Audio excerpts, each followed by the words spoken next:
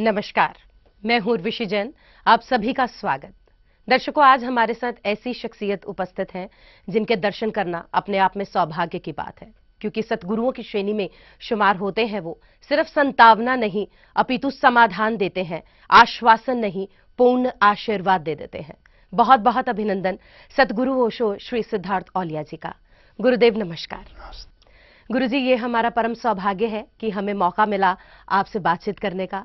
और आज जो दिवस है, पर उस दिवस से पहले हम भगवान ओशो, जिन्हें पूरी दुनिया फॉलो कर रही है, जिनकी फिलॉसफी को करोड़ों लोग मानते हैं, आपको उनका सानिध्य मिला, वो आपका काल कैसा था?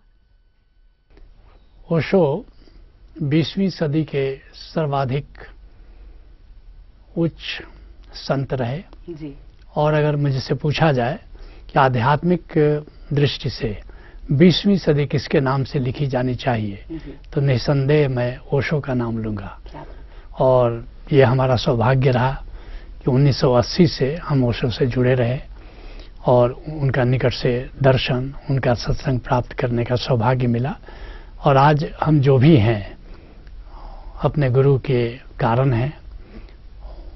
हमारे निर्माण में, हमारे पुनर्जन्म में, हमारे संबोधि में ओशो का ही पूरा अनुदान है और हम उन्हीं की धारा को आगे लेकर के चल रहे हैं। आज जो ओशो धारा है, जिसका प्रवर्तन हमारे द्वारा हुआ है, उसके हिमालय ओशो हैं। क्या बात है! दिव्य गुरु का दिव्य निर्माण आज हम सब लोगों के सामने है। गुरुदेव, जो ओशो धारा है, इस धारा में कितनी जो भव्य आत्माएं हैं वो बह रही हैं। ऐसी ऐसी शख्सियतें इस दर पर आती हैं जो बहुत कुछ पाकर ले जाती हैं। ओशो धारा के बारे में हम चाहेंगे आप हमारे दर्शकों से थोड़ा जिक्र जरूर करें। ओशो ने जो अध्यात्म का विज्ञान दिया, ओशो धारा में हम उसकी टेक्नोलॉजी दे रहे हैं। अध्यात्म के 4 घाट हैं। साक्षी का घाट है, समाधि का घाट है, ध्यान का घाट है, सुमिरन का घाट है। विगत में किसी न किसी एक घाट से लोग सत्य के सरोवर में उतरे हैं। ओशो पहले मिस्टिक हैं जिन्होंने एक ऐसा सरोवर बनाया, एक ऐसा मान सरोवर बनाया जिसमें 4 घाटों का निर्माण किया। और ओशो के पहले जैसे बुद्ध ध्यान के घाट के प्रवर्तक कहे जा सकते हैं, कृष्ण साक्षी के घाट के प्रवर्तक हैं, पतंजलि समाधि के घाट के प्रवर्तक हैं और गुरु गोरखनाथ सुमिरन के घाट के प्रवर्तक हैं। लेकिन ओशो के सरोवर में ये 4 घाट हैं और हम ओशो धारा में भी इन 4 घाटों के माध्यम से सत्य के सरोवर में, परमात्मा के सरोवर में अपने साधकों को उतारने की कोशिश करते हैं। और यहाँ पर आत्मज्ञान कहें, मोक्ष कहें, एनलाइटनमेंट कहें, उसकी यात्रा पर ले चलते हैं। और अब तक ओशो धारा में 500 से ज़्यादा लोग परम ज्ञान को, संबोधि को उपलब्ध हो चुके हैं और उसके आगे की यात्रा पर चल रहे हैं।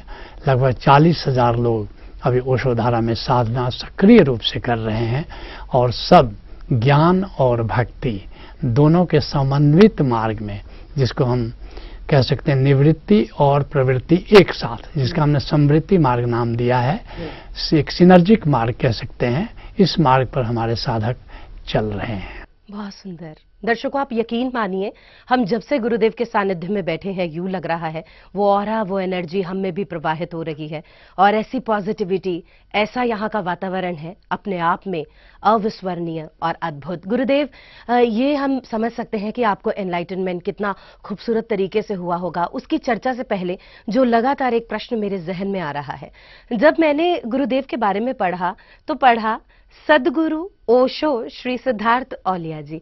तो ओशो और औलिया, मैं कहीं जरूर इसका संबंधित प्रश्न पूछना चाहूंगी। ये दोनों आपकी जिंदगी में कैसे उतरे? औलिया की आखिरकार जरूरत क्यों पड़ी? 1980 में मैंने ओशो से संन्यास लिया जी।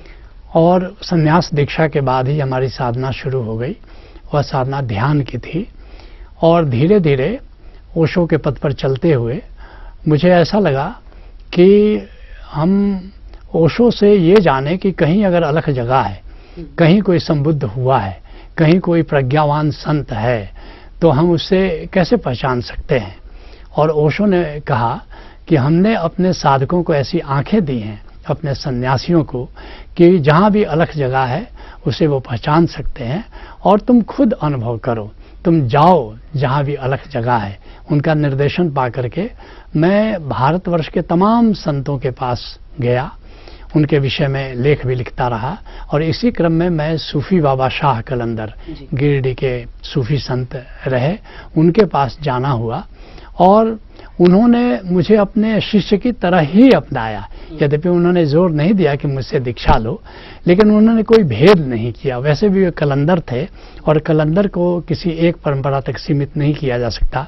तो साथ साथ मुझे सूफी साधना उन्होंने कराया, साथ साथ ध्यान की साधना, साक्षी की साधना ओशो ने कराई, और एक और भी, जैसे गंगा और यमुना के साथ साथ संगम एक सरस्वती नदी भी मानी जाती है, जो कि लुप्त रहती है, सुषुप्त रहती है, जो प्रत्यक्ष नहीं परोक्ष रहती है। इसी तरह से गुरु नानक देव जी ने परोक्ष रूप से मेरी साधना में मेरी सहायता की, और इस तरह मेरे 3 गुरु हुए। ओशो हुए जिन्होंने संत तत्व की साधना कराई, बुद्धत्व की साधना कराई। सूफी बाबा शाह कलंदर हुए जिन्होंने सूफी साधना कराई, और गुरु नानक देव हुए जिन्होंने मुझे गुरुमत की, संत मत की साधना कराई। और ये तीनों के संगम का नाम आप कह सकते हैं ओशो सिद्धार्थ औलिया। गुरुजी, हम आपके पहले गुरु ओशो का जिक्र करना चाहेंगे, उनके वो शब्द जो आपके जहन में सदैव रहते हैं, आपके साथ रहते हैं और ताउम्र आपके साथ रहेंगे। ओशो कह सकते हैं कि ओशो के पहले जितने भी संत हुए, जैसे मैंने बताया कि 4 मुख्य पिलर्स हैं अध्यात्म के, जैसे साक्षी का घाट जिसके प्रवर्तक हम भगवान कृष्ण को मानते हैं, लेकिन और भी संत हुए, जैसे अष्टावक्र हुए, महर्षि कपिल हुए, ऐसे राजर्षि जनक हुए, जय कृष्ण मूर्ति हुए। तो ये चैतन्य का घाट है, जो वेदांत का भी घाट कहा जाता है। तो ओशो की विशेषता ये है कि सब पर से उन्होंने धूल झाड़ा, क्योंकि कालांतर में लोग शास्त्रों में उलझ जाते हैं, जैसे अष्टावक्र गीता है, अवधूत गीता है, या जो भी शास्त्र उपलब्ध है, सांख्य योग है, तो लोग शास्त्रों में उलझ जाते हैं और बौद्धिक तल से व्याख्या करते हैं।